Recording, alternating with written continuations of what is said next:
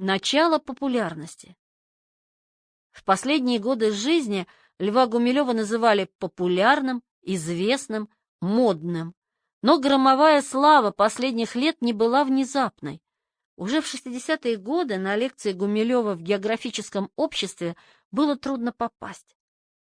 Лекции Гумилева в середине 70-х годов, начале 80-х годов были явлением не столько научной, сколько культурной жизни Ленинграда, явлением, формировавшим мировоззрение значительной части молодой питерской интеллигенции, писал математик Александр Норин в «Университетской газете».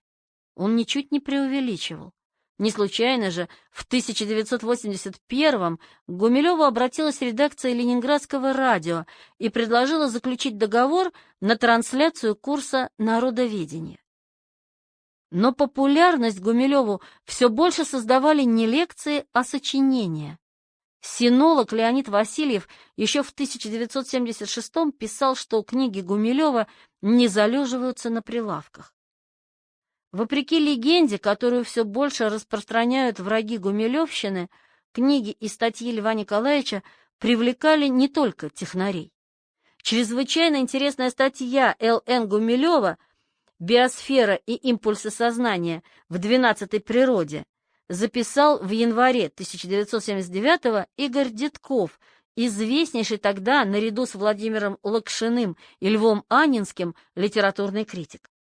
После другой статьи в «Природе» писатель Дмитрий Балашов настолько заинтересовался творчеством Гумилева, что отправился в публичную библиотеку и заказал там все вышедшие к тому времени книги Гумилева. Тираж «Природы» тогда достигал 85 тысяч, так что после нескольких статей в этом журнале Гумилев стал известен и людям, совершенно не интересовавшимся историей тюрков и монголов.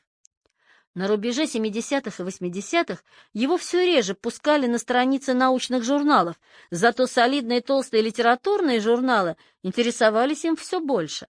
В 1980-м его напечатает иллюстрированный «Огонек», популярнейший советский журнал. В 1976 году журнал «Дружба народов» попросил Гумилева оценить профессионализм советских исторических романов о Древней Руси. Недавно появились «Русь изначальная» и «Русь великая» Валентина Иванова. Дмитрий Балашов издал «Младшего сына».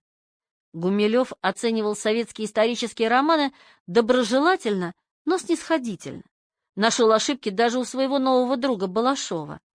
А самое главное, Гумилев использовал страницы многотиражного литературного журнала для пропаганды своих идей.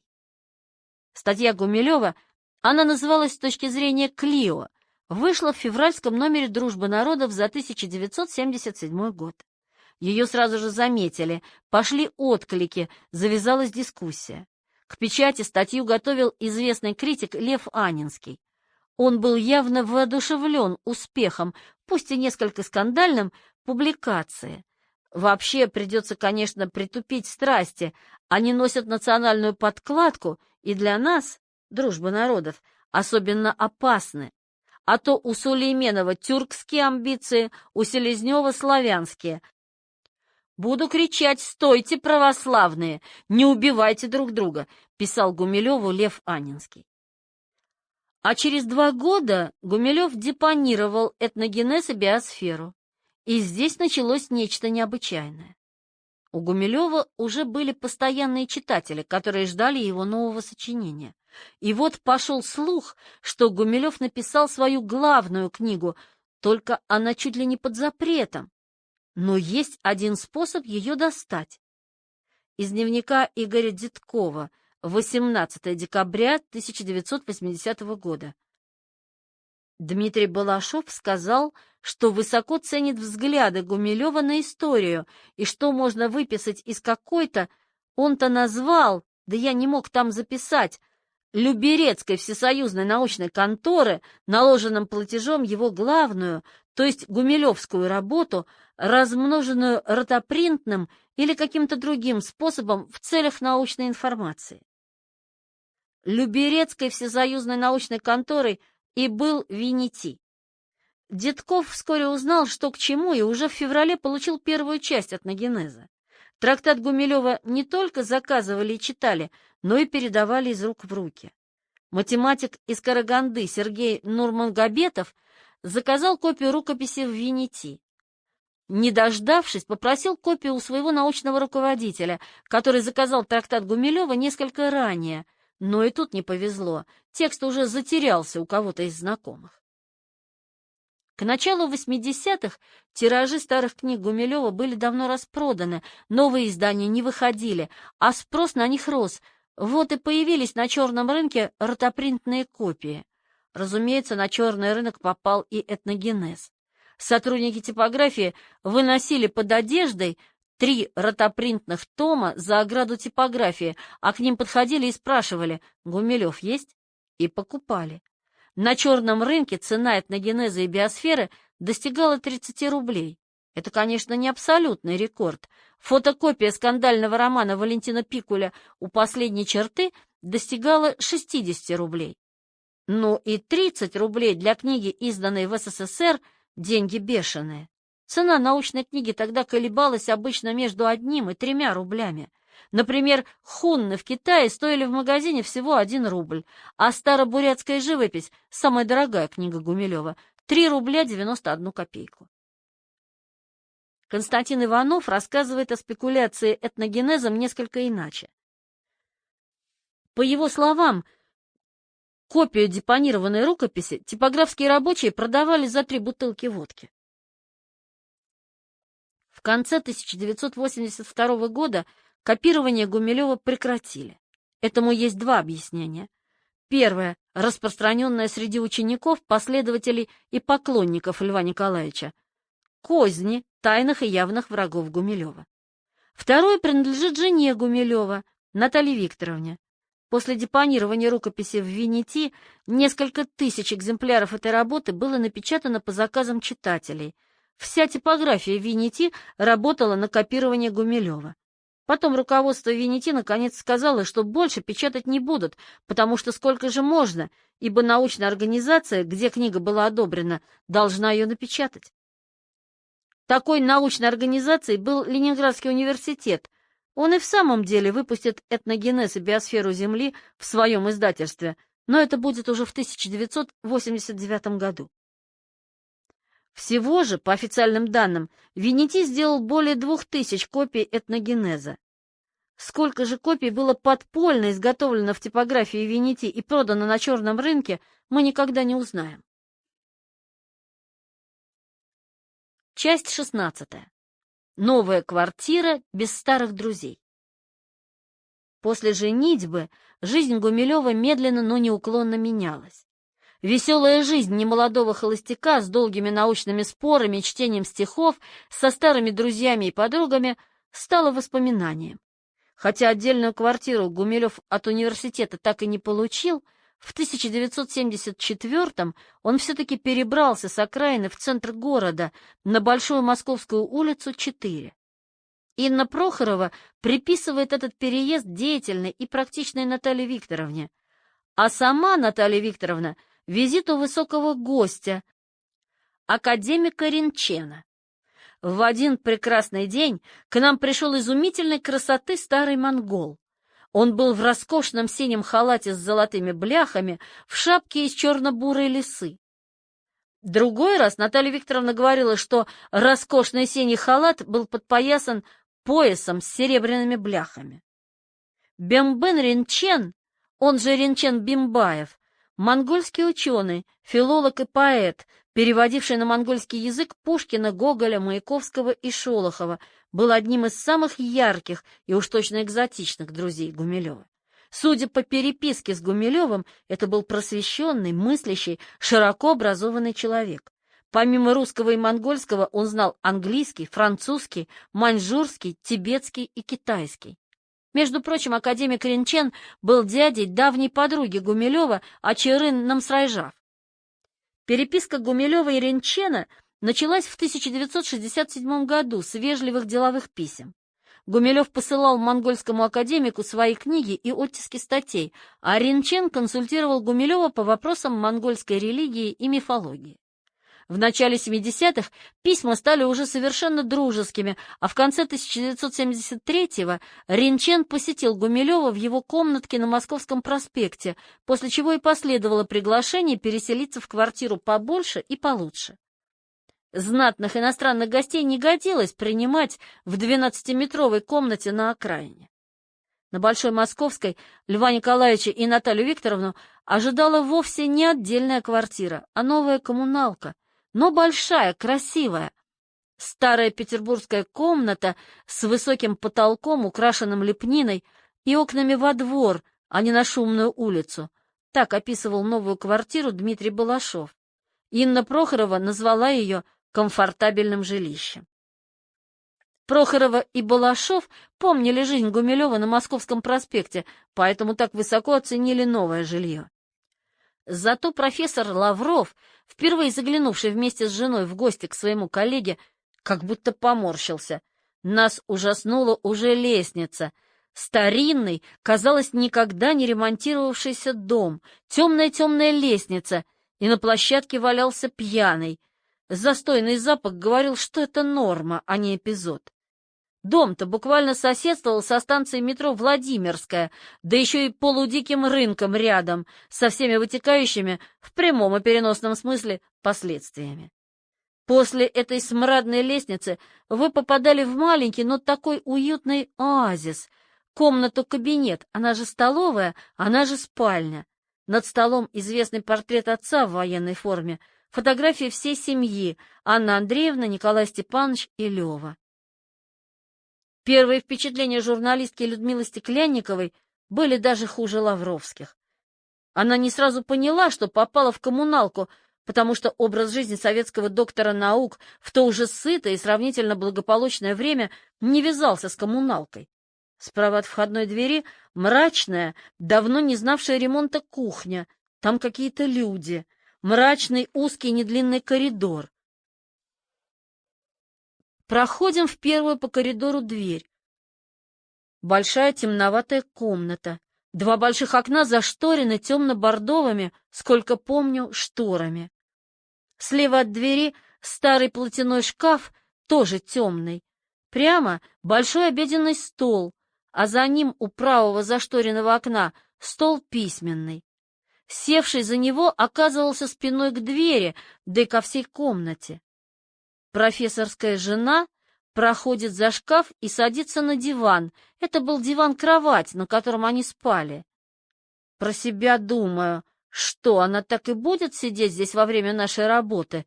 Неужели нельзя уйти в другую комнату? Я ведь пришла в профессорскую квартиру. Только потом я узнала, что другой комнаты не было. Точнее, была, но жил в ней тюремный надзиратель с семьей. Примечание. Профессорская жена. Профессорского звания Лев Николаевич никогда не имел, хотя очень многие люди, даже близкие знакомые, такие как Сергей Снегов, называли его именно профессором. Конец примечания. Но Гумилеву новая квартира очень понравилась. Центр города, рядом музей Достоевского, а неподалеку дом, в котором жил Чернышевский. Поэтому Гумилев говорил, что живет теперь между двумя каторжниками, а саму Большую Московскую называл улицей трех каторжников. Старым друзьям в новом доме места не нашлось. В первой половине 80-х сменилось окружение Гумилева. Он расстался почти со всеми прежними друзьями, многих просто не стало. В 1968-м умер Савицкий, в 1969-м Руденко, в 1971-м Гуковский. В 1972-м скончался Артамонов. Профессор умер прямо за письменным столом, работая над новой статьей. Но многие старые друзья были живы и здоровы, однако Гумилев потерял к ним интерес, как говорят, не без влияния Натальи Викторовны. Московская дама, художница, которую он привез из Москвы, сразу начала ревниво отстранять меня от дома, вспоминал Гелиан Прохоров. Инна Мейеровна поддержала мужа. Поменяв его быт и стиль, жена поменяла и все его окружение. Был сдан в утиль, даже преданнейший и беззащитный Вася Абросов, старый друг, бескорыстно отдавший ему в пользование свой талант и мысли, отказавшийся ради него от собственной научной карьеры. Разрыв с Абросовым — одна из самых темных страниц в биографии Гумилева. Они дружили уже четверть века. Без помощи Абросова не было бы открытия Хазарии и статей по исторической географии. Без Абросова Гумилев вряд ли стал бы географом и не навел бы мост между науками. Наконец, без этих блестящих историко-географических успехов Гумилев не получил бы места в НИИ экономической географии. Значит, и своей работой Гумилев во многом обязан бескорыстному, умному и доброму другу Васе. Гумилев Абросова очень ценил, ставил его выше всех друзей и знакомых. Это мой единственный друг, не покидавший меня в беде. Абросов часто гостил у Гумилева на Московском проспекте, даже готовил, помогал вести хозяйство, несмотря на свою инвалидность. Когда Абросов как-то не смог приехать в Ленинград из-за охоты на кабанов, Гумилев в шутку пенял ему: «Очень жаль, что ты предпочел диких свиней культурному льву». Гумилев всегда был рад видеть друга Васю. «Помни и знай, мой дом — твой дом, и все, что я могу для тебя, сделаю». 31 июля 1967, то есть уже после приезда невесты, Гумилев написал завещание на имя Абросова и попросил: «Когда умру, поставь мне пристойный памятник». Но уже в 1968 Лев Николаевич все реже писал Абросову в Великие Луки. Друг Вася еще приезжал в гости, но потом, видимо, понял, он здесь лишний. За весь 1969 год Абросов получил от Гумилева только 2 письма. Затем наступил перерыв. Последнее письмо Гумилева к Абросову, сугубо деловое и очень короткое, датировано 30 мая 1973 года. А что было потом? С Абросовым у нас сложились прохладные отношения, видимо, из-за его склероза, писала Наталья Викторовна Аресту Высоцкому. Что за ерунда? Причем тут склероз? И страдал ли им Абросов? В 70-е годы Абросов работал ихтиологом, в свободное время писал научные работы. У него стали выходить не только статьи, но и монографии. Арест Высоцкий и Гелиан Прохоров продолжали переписываться с Абросовым. Никакой склероз почему-то не мешал переписке. Нет, тут дело в чем-то другом. Переезжая на новую квартиру, Гумилев даже не сообщил Абросову нового адреса. Когда Абросов все-таки узнал адрес и послал Гумилеву поздравления с именинами, тот не ответил. Так и оборвалась связь между ними. Абросов однажды позвонил Гумилеву. Вопреки обыкновению, трубку взяла не Наталья Викторовна, а сам Гумилев. Абросов спросил: «Когда к львам можно зайти?» В ответ Василий Никифорович услышал: «Меня нет дома, я умер», после чего Лев Николаевич повесил трубку. Хуже того, в декабре 1984-го, возобновляя переписку с Арестом Высоцким, Гумилев напомнил брату 2 его провинности. Не ответил на письмо Натальи Викторовны и вел переписку с Васькой, который одурел от склероза. Вася не возмущался, не сопротивлялся. Он только горько сожалел, вспоминая прежние, как теперь казалось, счастливые дни. Я считаю, что НВ, как баба, сделала огромную ошибку, отделив Льва Николаевича от всего старого окружения. Зачем ей было становиться между ним и нами? Как все раньше было хорошо.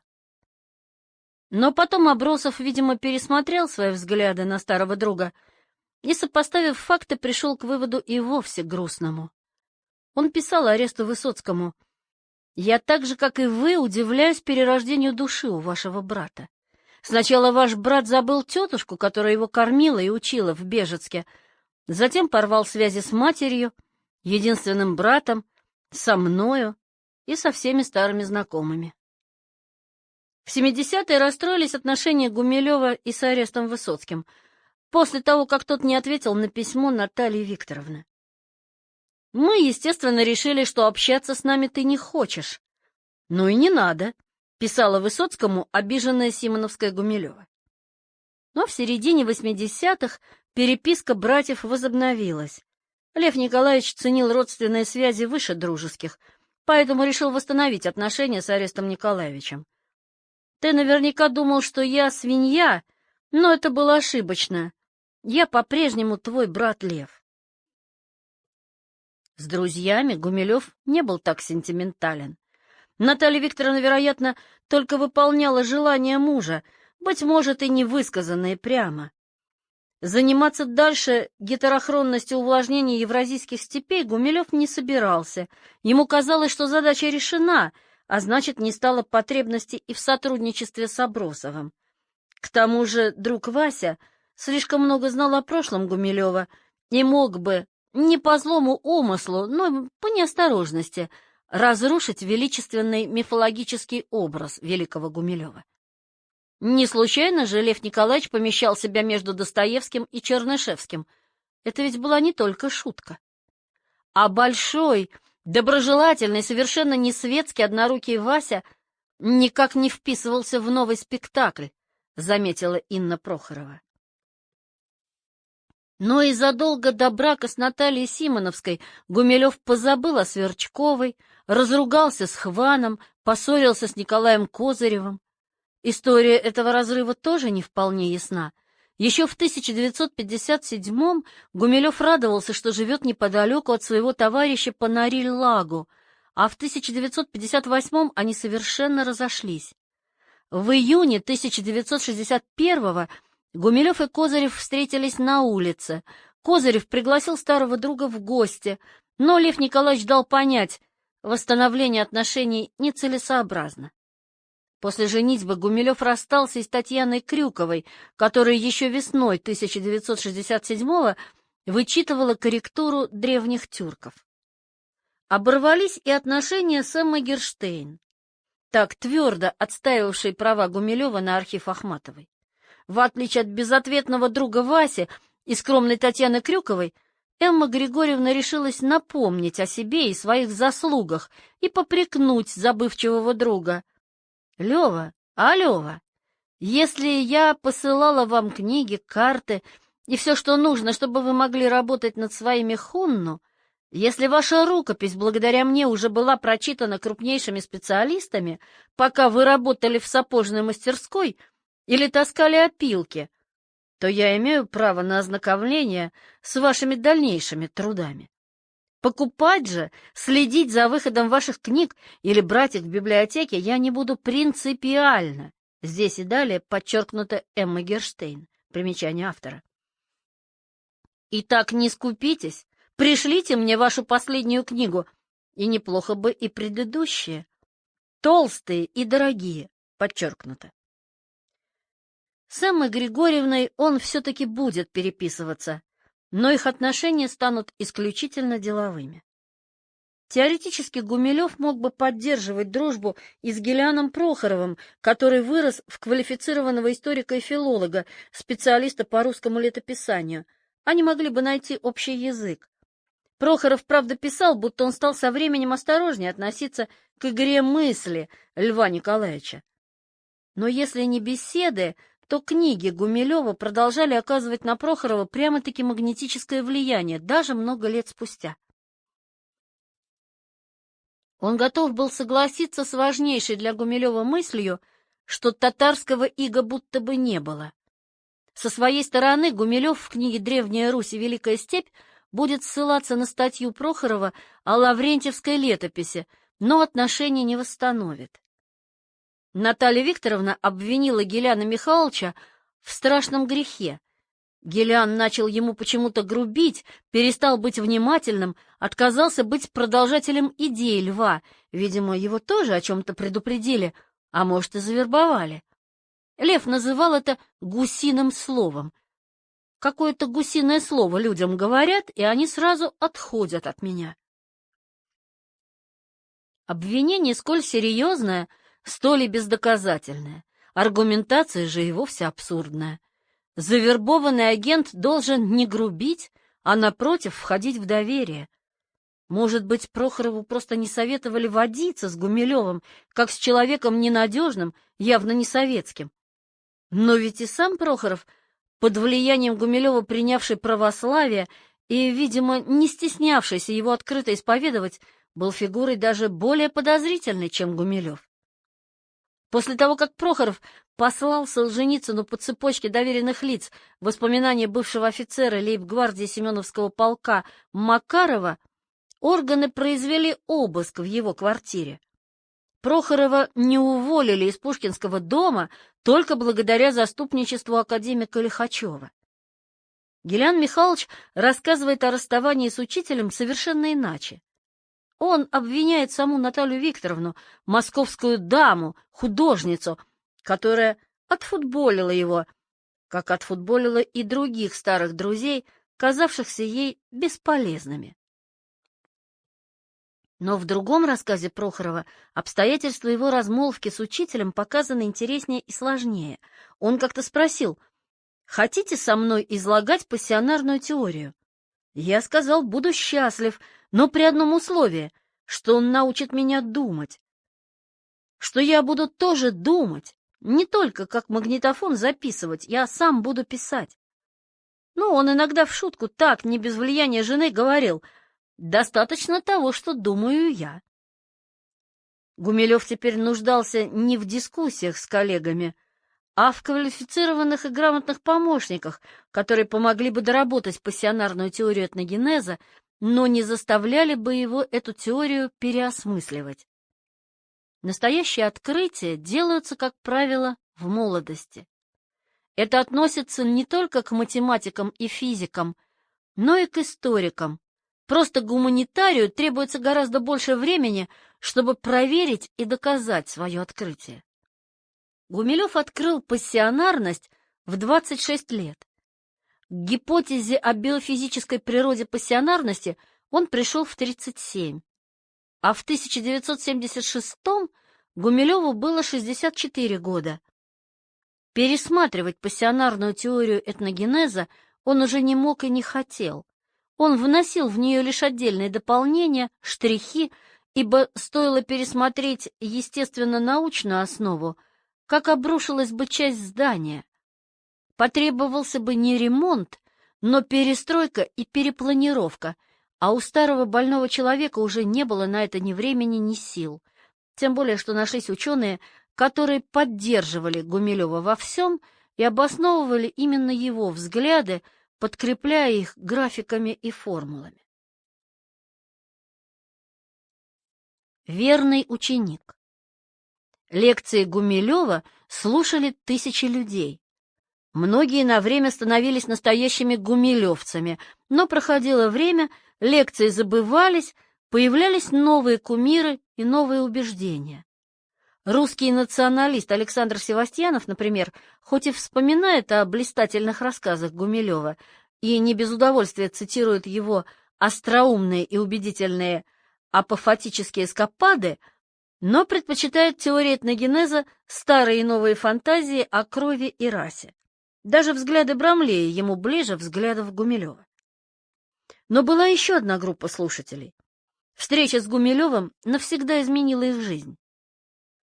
Вокруг Льва Николаевича быстро формировалась команда серьезных ребят, а гумилевская тематика на кафедре разрасталась, вспоминал Сергей Лавров. Среди студенток, посещавших лекции Гумилева, была и Вера Полозова. В 1976 году она познакомилась со своим будущим мужем, аспирантом-химиком Константином Ивановым. Вера и привела молодого человека на лекцию Льва Николаевича. Боюсь, она и предположить не могла последствий этого шага. Константин Павлович Иванов был в Ленинградском университете своим человеком. Его мать много лет работала в университетском отделе кадров, нередко она приводила маленького Костю к себе на работу. Он еще в детские годы знал многих профессоров и доцентов, а случалось, приходил после школы и в ректорат. Отец Кости, Павел Михайлович, всю жизнь до выхода на пенсию работал в Большом доме на Литейном проспекте, вспоминает профессор Чистобаев, начальник Иванова.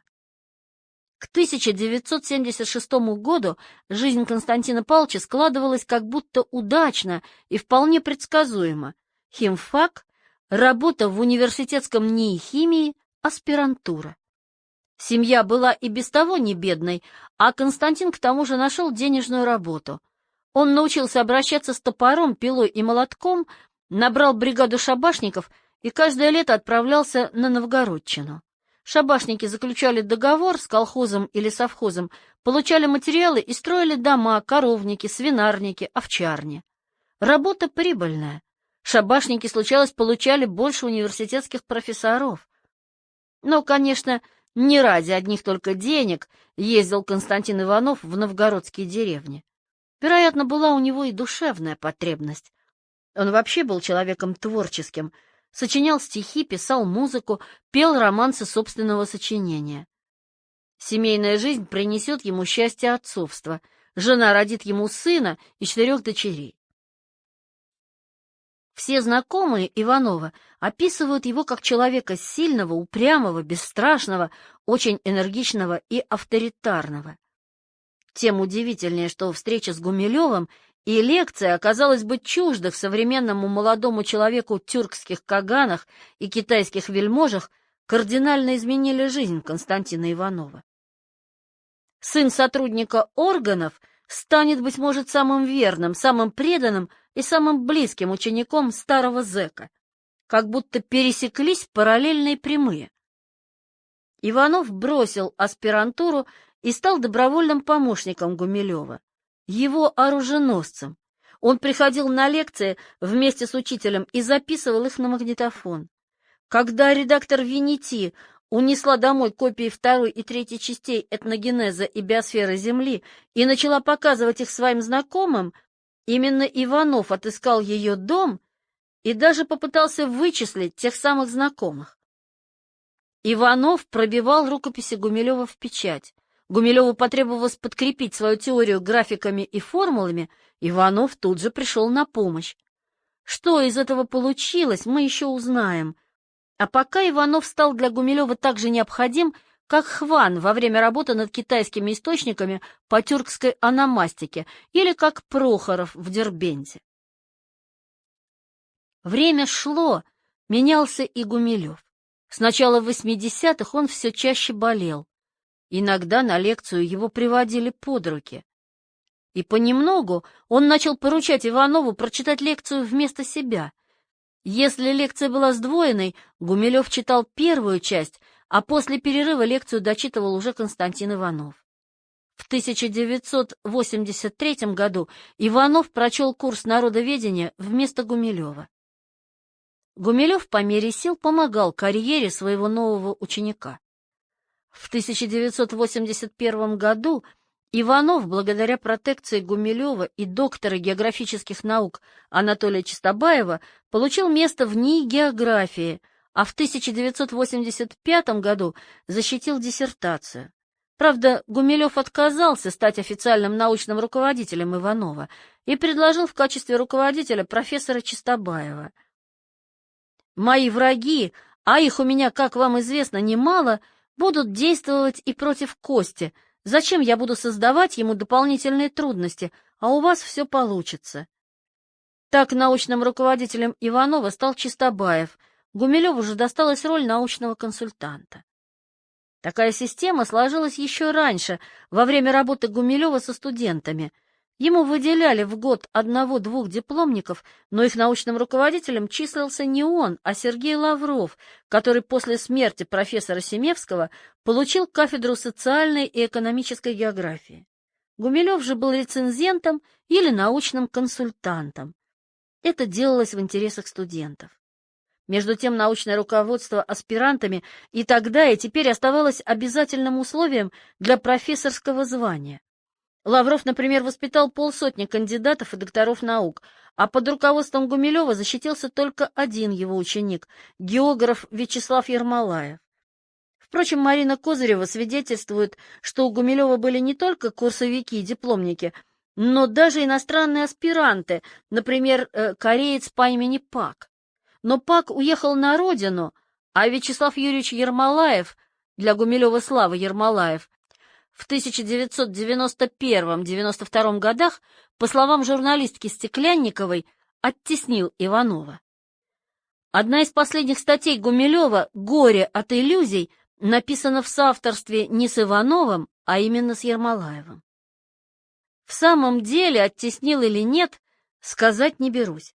Но первое охлаждение между Ивановым и Гумилевым случилось в 1987-м, когда Константин Павлович, готовивший к депонированию в Венети 4-й выпуск «Этногенеза и биосферы Земли. Тысячелетия вокруг Каспия», по словам Чистобаева, вписал в графу «научный редактор» собственную фамилию. Гумилев отреагировал неожиданно резко. Он позвонил Чистобаеву и заявил: «У меня к вам есть деликатный разговор. Мне стало известно о редактировании моего главного научного труда одним из сотрудников института. Я действительно просил его помочь мне подготовить материалы к изданию, но о редактировании рукописи мы не договаривались. Мне редактор не нужен». История странная. Неужели Гумилев не мог ограничиться разговором с Ивановым, а не беспокоить начальника?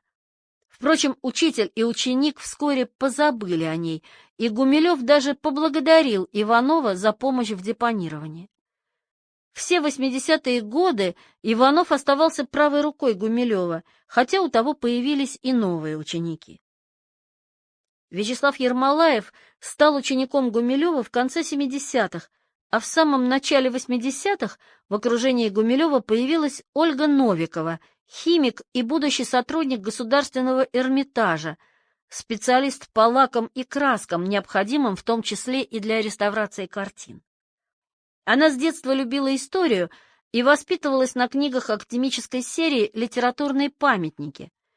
«Иудейская война» Иосифа Флавия была ее домашним чтением. Но больше всего Ольгу увлекала русская история до 1917 года. Как-то раз ей в руки попал журнал со статьей Гумилева о Куликовской битве.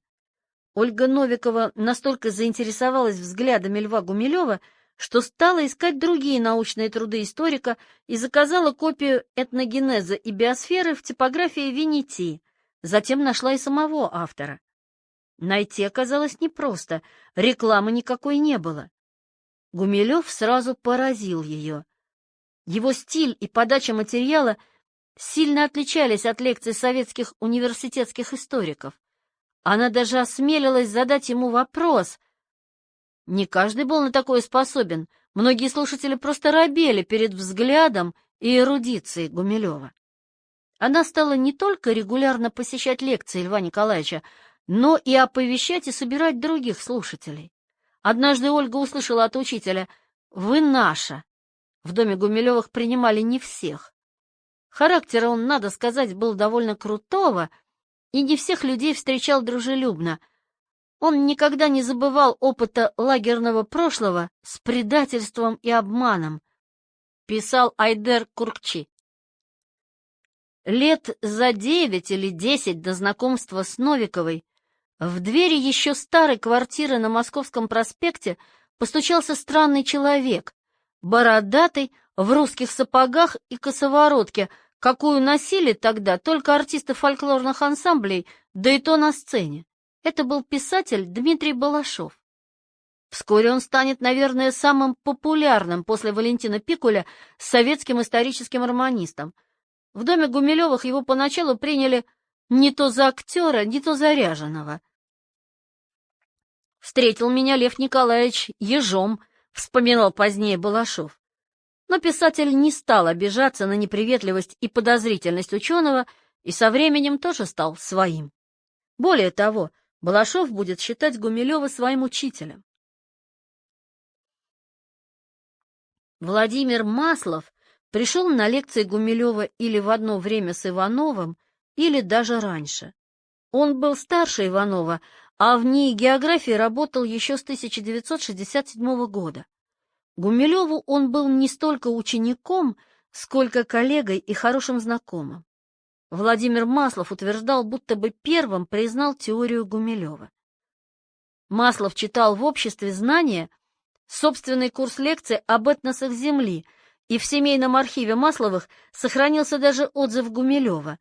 План лекций считаю оригинальным, удачно составленным, интересным и нужным для советской аудитории. В отличие от Иванова, Маслов, поссорившись с начальством, вскоре покинул Институт географии и перешел в НИИ комплексных социологических исследований, а в 1983 году умер странной, нелепой смертью.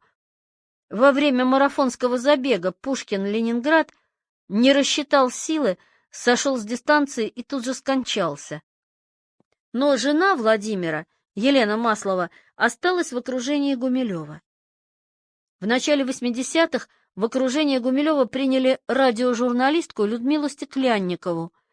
С середины 80-х Владимира Мичурина, будущего аспиранта Института озероведения и составителя самого полного словаря понятий и терминов теории этногенеза Льва Николаевича Гумилева. Малый двор. В последние годы жизни Ахматову окружал королевский двор, пусть маленький, бедный, но зато с настоящей королевой. Свой двор был и у Льва Николаевича. Он мог бы соперничать и с Ахматовским. Вот именно, мог бы. А на самом деле попал в тень Ахматовского. Это не случайно. Анну Андреевну окружали почти исключительно профессиональные литераторы и литературные редакторы, а при дворе дофина их, в общем-то, не было. В его окружении не нашлось новой Лидии Чуковской. Разрозненные воспоминания Дмитрия Балашова, Ольги Новиковой, Людмилы Стеклянниковой, Айдера Куркчи не могут заменить труд профессионального литературоведа и редактора. И все-таки они дают некоторое представление о застольных беседах престарелого ученого, его образе жизни, вкусах, быте, о его друзьях, его приближенных. Савва Ямщиков, уникальный художник-реставратор, был, конечно, не учеником, а приятелем, даже другом Льва Гумилева. Они познакомились летом 1968 года, когда Лев Николаевич приехал в Псков к Всеволоду Смирнову. Примечание. Ямщиков ошибочно называет 1969 год, но обстоятельства знакомства позволяют датировать его именно 1968 годом, так как памятник на могиле Ахматовой был установлен Гумилевым в октябре 1968 года. Значит, встреча со Смирновым и Ямщиковым в Пскове произошла летом 1968 года. Конец примечания.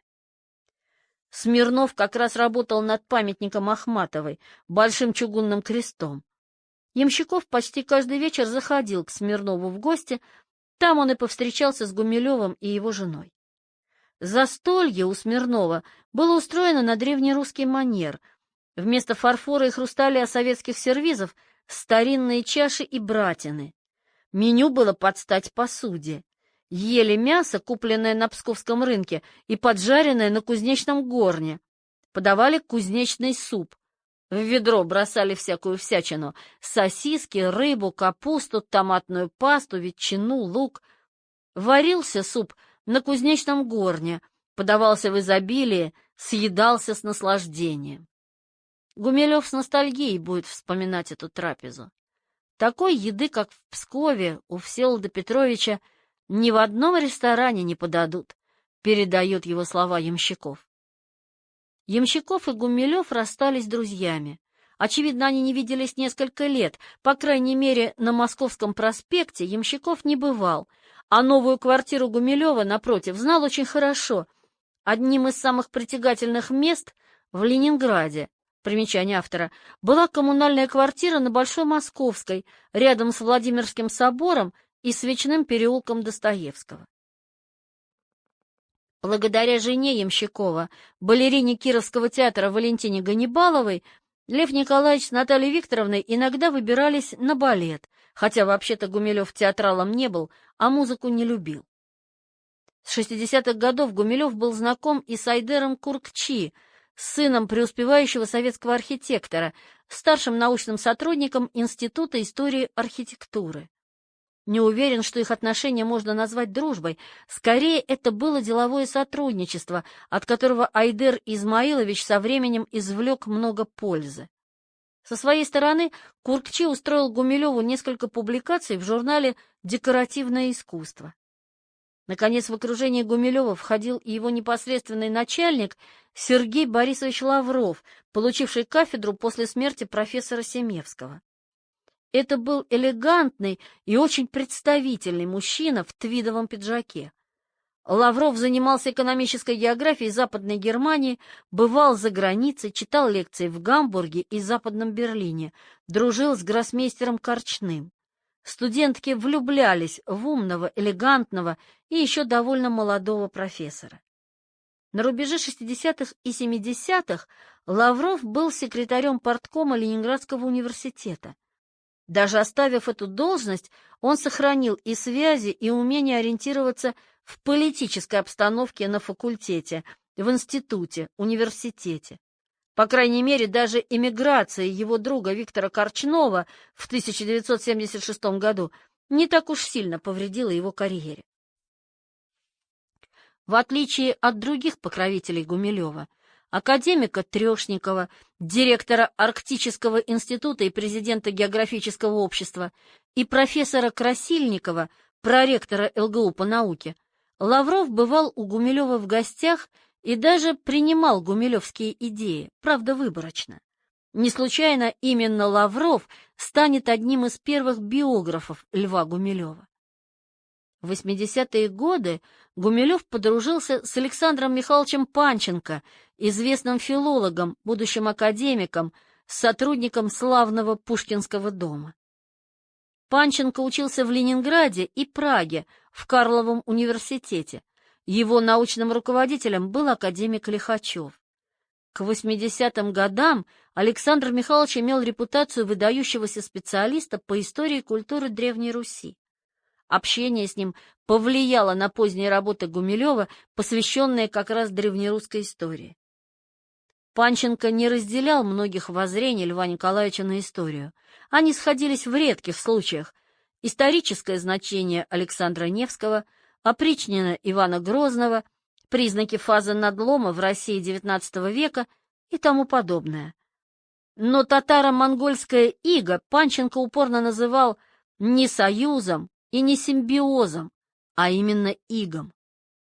Как неудивительно, на первый взгляд, Панченко и Гумилев даже написали книгу «Чтобы свеча не погасла».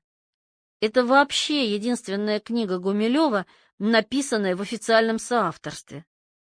Правда, книга на самом деле была не написана, а, очевидно, составлена из фрагментов их научных статей и монографий.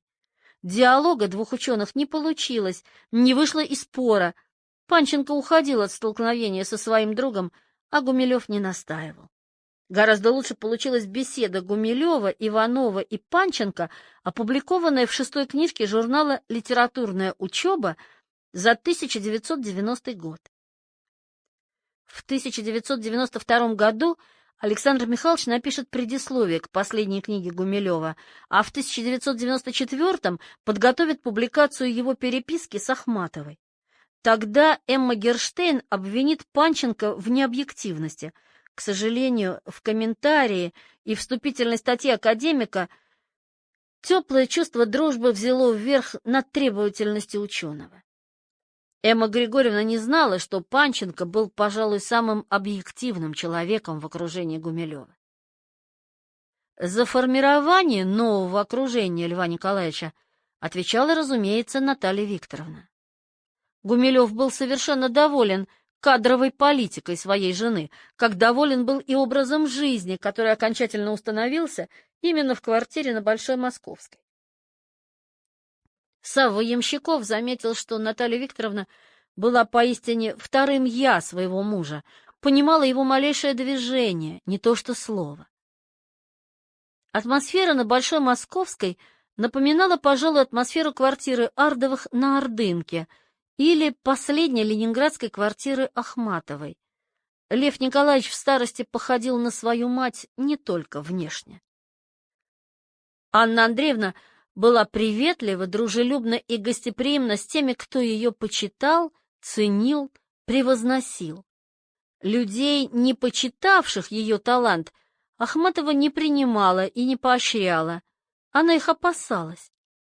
В день ее похорон Наталья Варбанец записала в дневнике: она все боялась, что я напишу про нее мемуары, и порой позировала мне для них. Вообще она меня словно опасалась. Может быть, во мне было недостаточно рабского восхищения.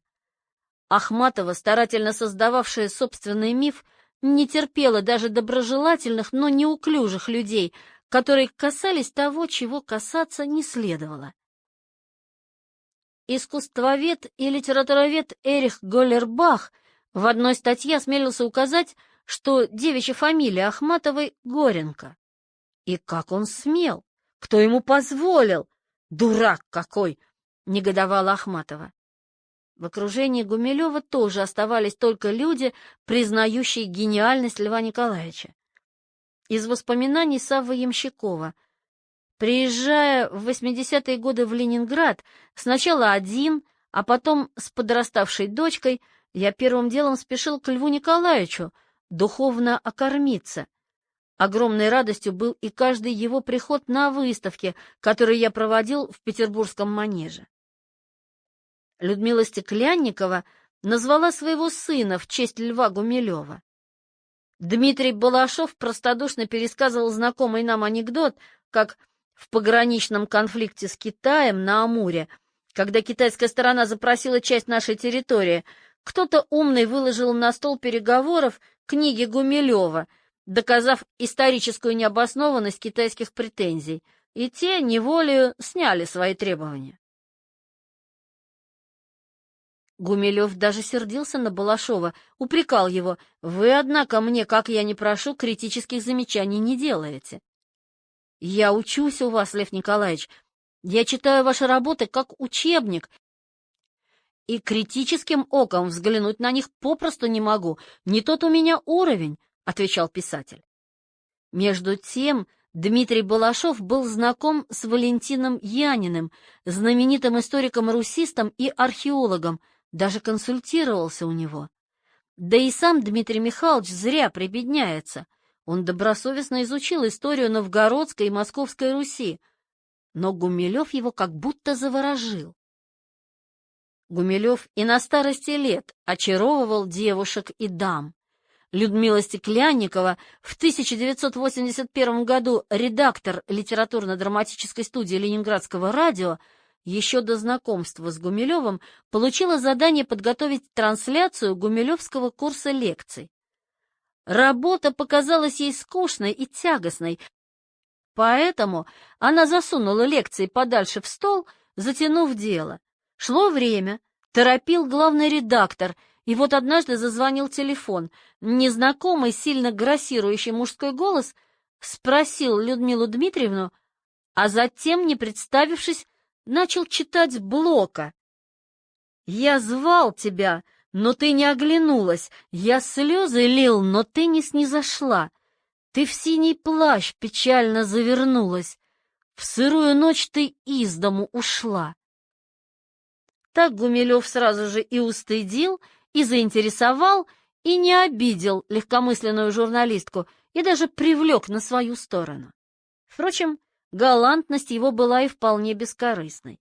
Наталья Казакевич вспоминает, как зимой 1984-го Гумилев, еле стоявший на больных ногах, в метро уступил ей свободное место. «Я знаю, сколько мне лет, но не могу допустить, чтобы моя дама стояла». Но не только и не столько женщин покорял Гумилев.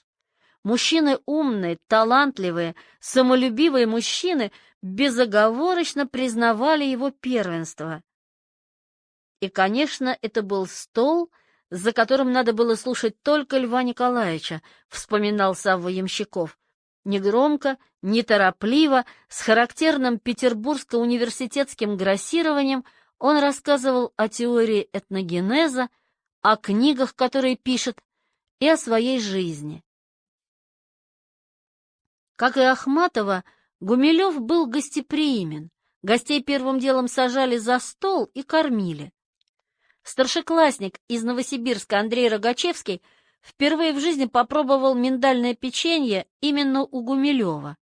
В другой раз Лев Николаевич пригласил этого, в сущности, малознакомого человека на обед. Пили какое-то чудесное марочное грузинское вино. Точно так же усаживали за стол и филолога Михаила Кралина, кормили гречневой кашей с печенкой, и лет 8-9 спустя Александра Невзорова, в то время телевизионную суперзвезду. Впервые я увидел Гумилева как раз в программе «600 секунд». Репортер ел в гостях у Льва Николаевича какой-то супчик. Комментарий Невзорова был, кажется, такой: в этом доме первым делом сажают за стол. Из интервью Александра Невзорова Дмитрию Гордону 8 июля 2011 года. Он жил через 3 дома от меня, и я начал по вечерам, поскольку у меня была абсолютно холостяцкая жизнь, к нему просто заходить ужинать, просто столоваться. Они все это безобразие терпели и даже любили. Припозднившиеся ученики оставались у Гумилева на ночь, в особенности, если жили на другом конце города. Дмитрий Балашов, случалось, гостил в квартире Гумилевых целыми неделями. У писателя не было своего жилья в Ленинграде, но ему приходилось работать в публичной библиотеке, собирать материалы для новых романов о Московской Руси. Вот Гумилев и выручал друга. А ведь Лев Николаевич до 1988-го жил в коммунальной квартире. Но он готов был терпеть и некоторые неудобства. Ради чего? Из беседы Геляна Прохорова с Еленой Масловой. У Льва Николаевича были 2 главные потребности в жизни. Это, во-первых, стремление к истине, а во-вторых, он очень нуждался в дружеской и родственной любви. Ему всегда этого не хватало. Но у друзей и учеников Гумилева были и свои обязанности, принятые ими, разумеется, добровольно. Марина Козырева переводила Гумилеву английские и американские монографии и печатала латиничную часть библиографии. На пишущей машинке Гумилева не было латиницы. Константин Иванов составлял графики и пытался перевести пассионарную теорию этногенеза на язык математических формул. Ольга Новикова каждый год приносила новогоднюю елку. Лев Николаевич радовался с ней, еще молоденькой девушкой, как ребенок, чуть не прыгал у елки. Как будто возвращался тот Левушка-Гумилевушка, что исчез в лагерной пыли, переродился, перековался в бойца, храмовника, гладиатора. Вероятно, сравнительное благополучие последних 25 лет жизни, если позабыть о нападках оппонентов, бойкоте издательств и научных журналов, помогло оттаять его детской душе. Из воспоминаний Натальи Викторовны Гумилевой. Иногда, если он ложился спать раньше, я его благословляла и целовала в лоб, а он всегда говорил «спасибо». В нем было столько детского. Ученики за глаза называли Гумилева дедушкой, но он иногда казался гораздо моложе серьезного и солидного Константина Иванова. Андрею Рогачевскому Гумилев показался невысоким, смешным, острым на язык, картавящим человечком. Дмитрий Балашов был совершенно покорен своим учителем. Постепенно он все более раскрывался в своем обычном домашнем облике, с этим своим соленым лагерным юмором, который в его устах приобретал странно аристократический оттенок, со вспышками гнева и яростного веселья, с блеском глаз и потиранием рук. И тогда в яве виделось, что в этой стареющей плоти заключен вечно молодой и потому вечно творческий дух. Гумилев вносил в дружеское общение некоторый порядок. Поскольку квартира была невелика, а Лев Николаевич должен был все больше отдыхать, собирать каждый вечер компанию учеников он не мог. Поэтому за каждым из учеников был закреплен определенный день недели. Допустим, в понедельник приходил Иванов, во вторник Ермолаев и так далее. В быту Гумилев был большим оригиналом. Его чудачества превосходят чудачество Ахматовой, хотя и не дотягивают до чудачеств Суворова. Гумилев, например, не любил картошку и считал, что она серьезно осложнила жизнь русского крестьянина. Раньше зерно посеял и ждешь сбора урожая. А с картошкой? И посадка ее тяжелая, а потом полоть, окапывать дважды вручную и копать — тяжелый труд. Во всем следуя вкусам мужа, Наталья Викторовна вместо супа с картошкой варила суп с репой. На вокзал Гумилев приходил не позднее, чем за час до поезда. Вдруг его раньше времени отправят. Свой день рождения Гумилев не праздновал, но по-своему отмечал. Обычно 1 октября он отправлялся за город, в Пушкин, который по привычке называл Царским селом, в Павловск или в Гатчину. Гулял и обдумывал планы на будущий год. Праздник был не в октябре, а в марте, когда Лев Николаевич отмечал именины. В первых числах марта церковь празднует память 2 святых по имени Лев. 5 марта — день Льва Катанского, сицилийского епископа, современника Карла Великого. Он прославился тем, что как-то обезвредил чародея Илеодора, смущавшего народ ложными чудесами, обвязал его шею амофором, повел к разведенному на площади костру и вступил в огонь. Чародей сгорел, а епископ остался жив. Но этого святого Гумилев не считал своим, к тому же 5 марта умерла Ахматова. Именины свои Гумилев отмечал 3 марта, в день святителя Льва, папы Римского, который жил в V веке, во времена глубокого упадка Римской империи, когда варвары, готы, гунны, вандалы опустошали уже не только провинции, но и вторгались в Лациум. В 452 году Лев остановил нашествие гуннов, встретился с их вождем Аттилой и убедил того повернуть назад. Как ему это удалось, неизвестно, но Гумилев полагал, раз Лев I сумел договориться с гуннами, значит, не смотрел на кочевников, как на звероподобных варваров, а находил с ними общий язык. Кроме того, Лев I был неутомимым борцом с ересями, в частности, воевал с манихейством. А Гумилев, посвятивший свою главную книгу «Охране природной среды от антисистем», считал манихейство учением жизнеотрицающим, то есть антисистемным. Так что святой Лев был для Льва Гумилева не только небесным покровителем, но и своего рода предшественником. Лев Гумилев не любил радио. «Радио не могу слушать. Оно орет, скрипит, прибавляет шума и мешает думать. У меня мечта — квартира на Бестрамвайной улице с ванной и без радио», писал он Наталье Варбанец еще в мае 1955 года. Неприязнь к радио он сохранил и после лагеря. В 1962 году Льва Николаевича пригласили в Казань на конференцию. Устроили в многоместный гостиничный номер. Историк и археолог Петр Старостин запомнил сцену, которая произошла однажды утром. Кто-то из нас громко включил радио, и раздался его ворчливый голос: «Да выключите вы эту шарманку!» «Что же, — спрашиваем мы, — вы радио совсем не и газет не читаете?» «Кое-что почитываю, — говорит Гумилев, — иногда». Сотрудников радиостанций Гумилев называл радиотами. Он несколько смягчился к ним лишь после того, как подписал договор на курс лекций с Ленинградским радио, а радиожурналистка Людмила Стеклянникова стала едва ли не ежедневной его гостьей.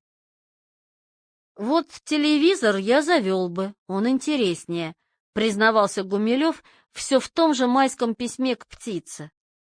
Возможно, на любовь к телевидению повлияло его увлечение массовым кино, ведь в лагере киносеансы были одним из немногих развлечений.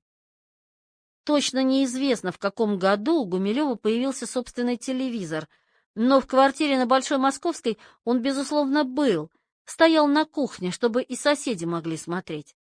Вероятно, это было не только проявлением широты души, потому что и в отдельной квартире Гумилев оставил телевизор на кухне. Последний его телевизор, большая и современная для начала 90-х Тошиба, и сейчас стоит на кухне музея квартиры. Ахматова, как известно, много лет не готовила и даже, кажется, сама не кипятила воду. Так сложилось, что самые обычные домашние бытовые заботы охотно принимали на себя ее почитатели. Зажигали газ, включали проигрыватель, ставили пластинки. Мария Белкина, наблюдавшая быт Ахматовой в Ташкенте, с удивлением замечала: «Я ни разу не видела, чтобы Анна Андреевна принесла себе воду или сама вынесла помои. Это всегда за нее делали какие-то нарядные женщины, актрисы или чьи-то жены, которые поодиночке или табунками приходили в ее келью». Однажды Ахматова пожаловалась Раневской: «Я сама мыла голову». В Ленинграде и Москве эта сторона ахматовского образа жизни не изменилась. Лев Николаевич в последние годы вполне перенял ахматовский образ жизни. Наталья Викторовна была прекрасной хозяйкой, но с возрастом ей все труднее было справляться с домашними обязанностями. «Мы оба еле обслуживаем друг друга», — жаловался Гумилев аресту Высоцкому в декабре 1984-го. Да и походы с авоськами по магазинам совсем не сочетались со статусом профессорской жены. На помощь пришли ученики и друзья. Начиная со второй половины 80-х, прекрасное ленинградское снабжение стало светлым воспоминанием о безоблачном прошлом. Опустели прилавки магазинов, появились длинные очереди. Как-то Гумилеву за лекцию в МИД СССР в качестве гонорара, помимо денег, 73 рубля, дали большую пачку чая. «Чай был хорошим, поэтому я считаю, что не прогадал», — говорил он. В 1990 году даже папиросы стали дефицитом, а Гумилев не мог жить без своего любимого Беломора. Других папирос не признавал. Ученики собирали для него папиросы в авоську. Когда она наполнялась, передавали Льву Николаевичу. Елена Маслова доставала продукты в магазинах. Константину Иванову, как многодетному отцу, полагались продуктовые заказы, и он непременно делился ими с учителем. Ольга Новикова получала у себя на работе молоко и несла Льву Николаевичу. Помощь учеников и друзей не только сохраняла силы, нервы, здоровье Льва Николаевича и Натальи Викторовны, но и продлевала им жизнь. Мера всему четвертинка. Ахматову очень заботил ее будущий образ в чужих воспоминаниях, поэтому она пыталась по мере сил направить потенциальных мемуаристов в нужную ей сторону. Вспомним, как она подправила линию своего носа на рисунке Тышлера. Горбинка показалась ей слишком велика. Жест символический. Ее высказывания были хорошо продуманы, точно рассчитаны на собеседников. Великий поэт создает миф о великом поэте. Создавал ли свой миф Лев Гумилев? Если и создавал, то очень непоследовательно. Превратить собственную жизнь в служение посмертному, да хоть и прижизненному образу, он явно не мог и не хотел. Поэтому его застольные беседы были откровенны и весьма неполиткорректны. Но никакая откровенность не может объяснить некоторых совершенно невероятных заявлений, добросовестно записанных собеседниками и сотрапезниками. Из беседы с Айдером Куркчи. «Жалко, мы, русский народ, художественный, но неверующий. Розанов все наврал, как и Белинский, и я не люблю их семинарские размышления.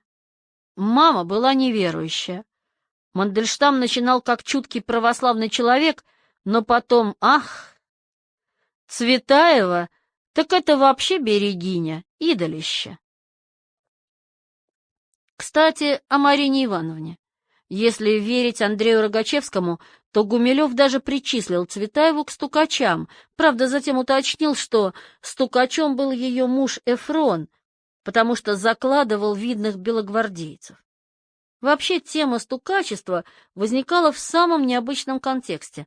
Например, Гумилев рассказывал Рогачевскому, будто Пушкин пошел стреляться с Дантесом, чтобы спасти свою посмертную славу, чтобы умереть, но не дать объявить себя стукачом. Передо мною запись беседы Льва Гумилева с Айдером Куркчи напечатанная не врагами Гумилева, а, напротив, людьми, много лет бескорыстно собиравшими свидетельства о его жизни. Текст напоминает расшифровку магнитной записи, не прошедшую редактуру. Разумеется, это делает его намного более ценным. Чтение интересное, я бы даже сказал, забавное. Гумилев рассуждает здесь о Серебряном веке и его наследии. Вообще-то он не очень любил эту тему. Еще Рогачевский обратил внимание, что Гумилеву интереснее были вопросы о его трактате «Этногенез и биосфера», чем беседа об акмеизме. Тем не менее, Лев Николаевич, кровное дитя Серебряного века, порадовал всех читателей свежестью мыслей и неординарностью трактовок, иной раз ставящий в тупик. Стихи, надо сказать, погубили Белую армию. Она вся состояла из стихотворцев, нация рифмоплетов, но также проиграла и Парфия когда-то Красу, который в стихах не бум-бум. Примечание. Лев Николаевич путает. На самом деле Марк Крас погиб в битве с парфянами, а почти все его войско было или уничтожено, или пленено. Конец примечания. Художник Мани, примечание, выдающийся древнеперсидский художник и поэт, основатель манихейства, меня интересовал. Я начал о нем книгу, но не закончил. Серьезность замысла погубила, как белых. А красных, спрашиваете вы? Их погубили корысть, точнее, серьезность, с которой они бескорыстно служили. Чему? Уж и припомнить никто не может.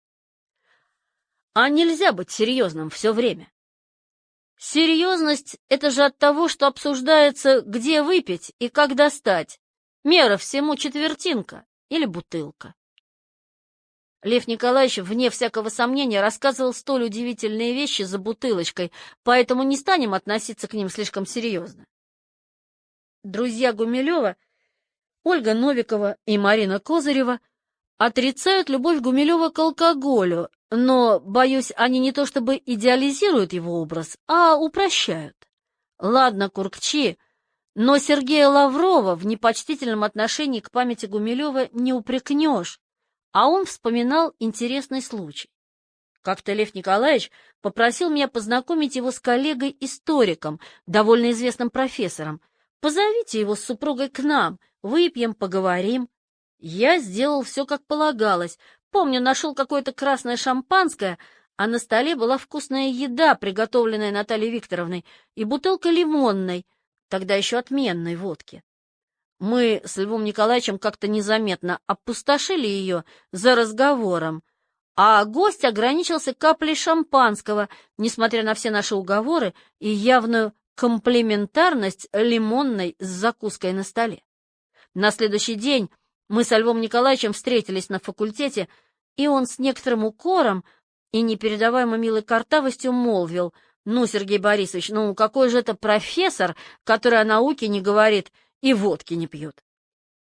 К людям выпивающим Гумилев относился гораздо снисходительнее.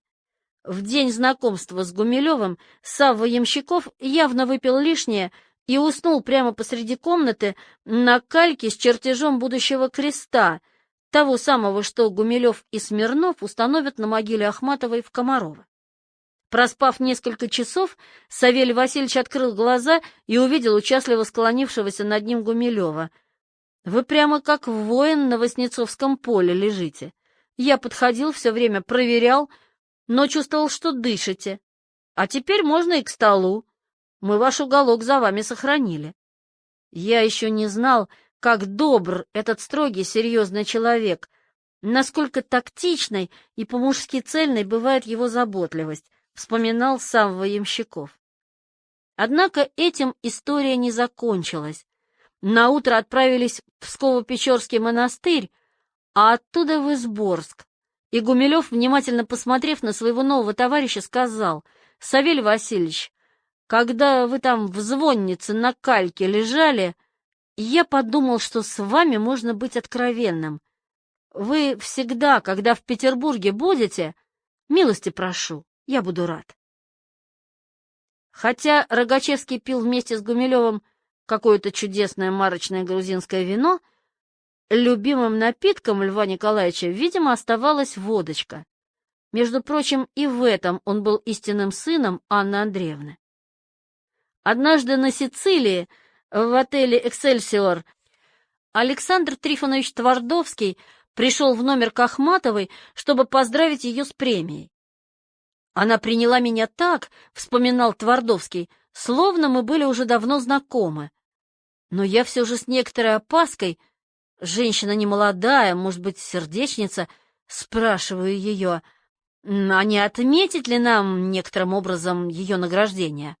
«Ну, конечно же, конечно!» — обрадовалась она.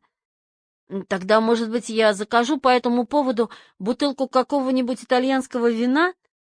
И вдруг слышу от нее: «Ха, Александр Трифонович, а может быть, водочки?»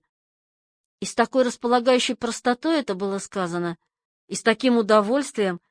А у меня как раз оставалась в чемодане бутылка заветной. Я тут же ринулся к себе, в свой номер. Лев Николаевич пил водку и до войны, и на фронте, и по возвращении с фронта, и в молодости, и в старости. Гумилев усвоил советский, не русский. В дореволюционной России не было ничего подобного, а именно советский обычай приходить в гости с бутылкой. С профессором МГУ, русским историком Аполлоном Кузьминым, Лев Николаевич однажды пил монгольскую водку. Когда Айдер Куркчи впервые пожаловал в московскую квартиру Гумилевых, Лев Николаевич спросил его решительно и резко: «А случайно чекушку вы не захватили?» «Конечно, захватил». «Ну вот и хорошо», — засмеялся он. Наконец, сам Лев Николаевич с удовольствием рассказывал историю о том, как он придумал понятие «серебряный век», а мама в благодарность дала ему денег на чекушку. На самом деле, понятие «серебряный век» появилось значительно раньше. Гумилев создавал собственный миф. Разумеется, Гумилев не был пьяницей, не уходил в запои, не напивался до бесчувствия. Ни друзья, ни враги не могут найти в его долгой жизни ничего подобного. Более того, любой нормальный человек на месте Гумилева наверняка бы спился. Большинству хватило бы и половины испытаний, выпавших на жизнь ученого. И можно только позавидовать крепости нервов, психическому здоровью, психологической стойкости, природному оптимизму. Лев Николаевич, хотя и прошел лагеря, не походил на сломленного человека. Общался непринужденно, с юмором, не унывал. Я бы сказал, что это был матерый и даже хитрый исследователь с гибким проницательным умом, вспоминает Петр Старостин. Гумилев не топил горе в литрах спиртного. Очевидно, он легко переносил алкоголь, так что водка и вино для него были всего лишь маленьким удовольствием. А такой жизнелюбивый человек, как Лев Гумилев, и не собирался себе в чем-то отказывать. «Водка — понятие психологическое», — говорил он. Часть 17. Марксистская мысль.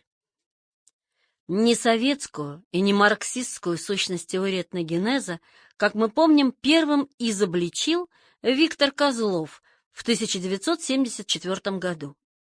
В 1982 Гумилеву пришлось пережить новую, несравненно более сильную идеологическую атаку.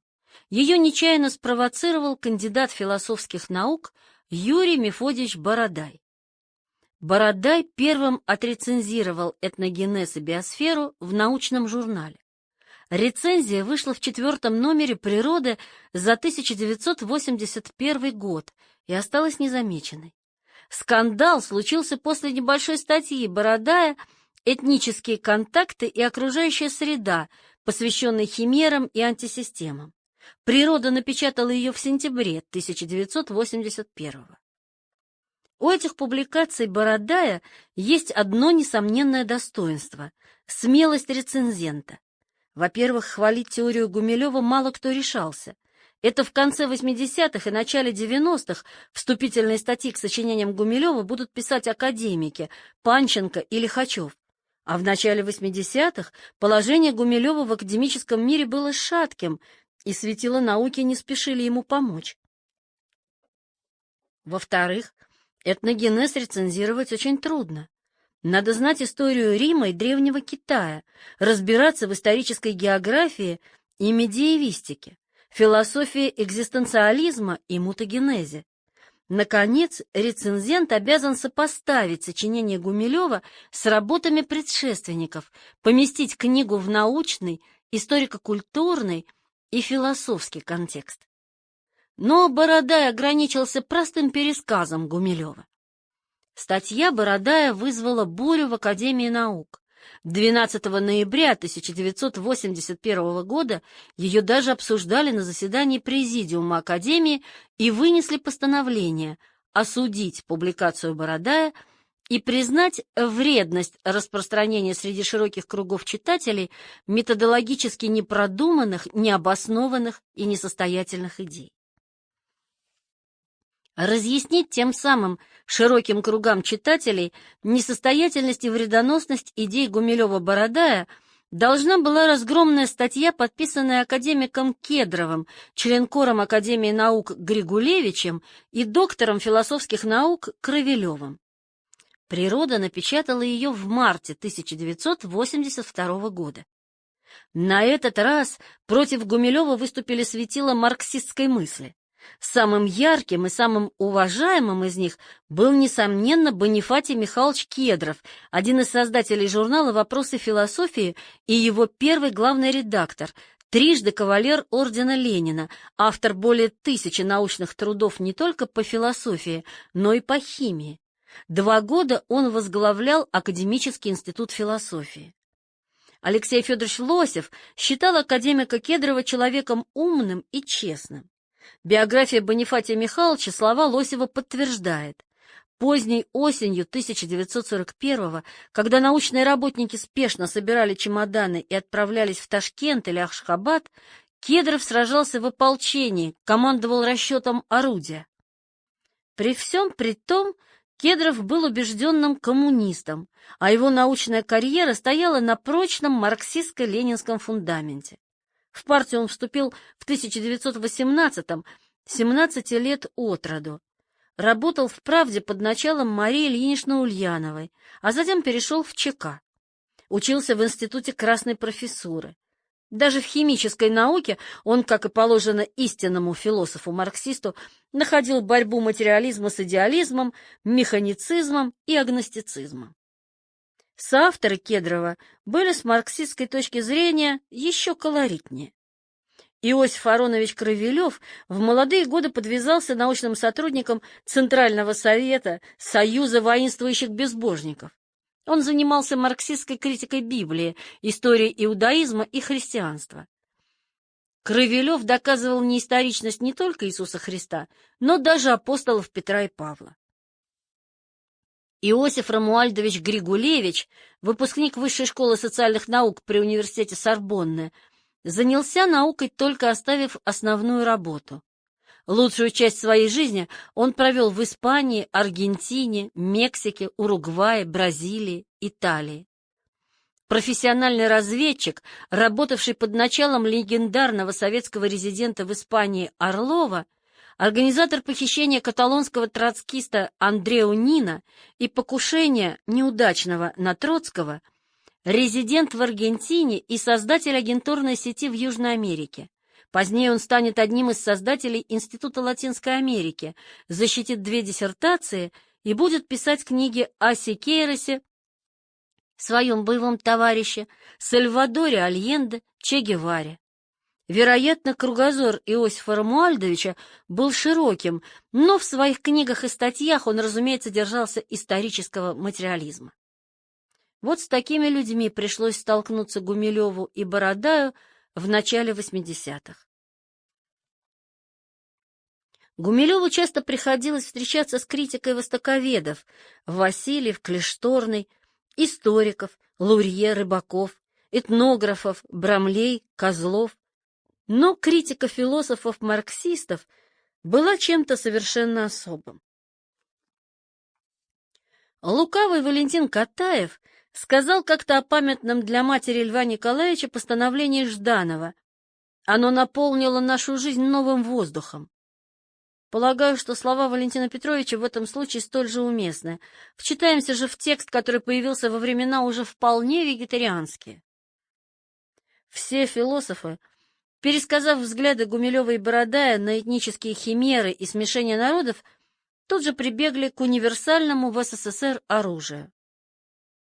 Такие утверждения неверны и прямо и непосредственно противостоят линии нашей партии и социалистического государства на всемирное сближение наций и на перспективу, хотя и отдаленную, их слияния в едином социалистическом человечестве. Наукообразные словечки, обильно и непрестанно повторяемые Бородаем, призваны лишь замаскировать антинаучную, антисоциальную направленность всей его, Гумилева, примечание автора, концепции. Вызываемая пассионарностью этническая агрессивность оценивается Бородаем как положительное явление, ведущее к благодетельным для судеб народов последствиям. Как с этой точки зрения должна рассматриваться борьба за мир? Как антипассионарное движение? Публикацию такого материала, дающего неправильное антинаучное освещение ряда важнейших проблем, следует решительно признать ошибочной. После этой статьи сотрудничество журнала «Природа» с Гумилевым прекратилось навсегда. У Льва Николаевича начались неприятности. Ему даже рекомендовали прекратить чтение лекций в обществе знания. Гумилев разорвал отношения с Бородаем. Почему же? Ведь Бородай не придумал ничего нового, а только изложил идеи Гумилева своими словами. В том-то и дело, что своими. В статье Бородая не было изящества, не было гумилевского стиля. Даже читатели с ученой степенью подпадали под очарование этого стиля и прощали автору самые рискованные идеи. Бородай, к тому же, несколько упростил взгляды Гумилева, сделал их удобной мишенью для критики. Этого ему, очевидно, и не простил Гумилев.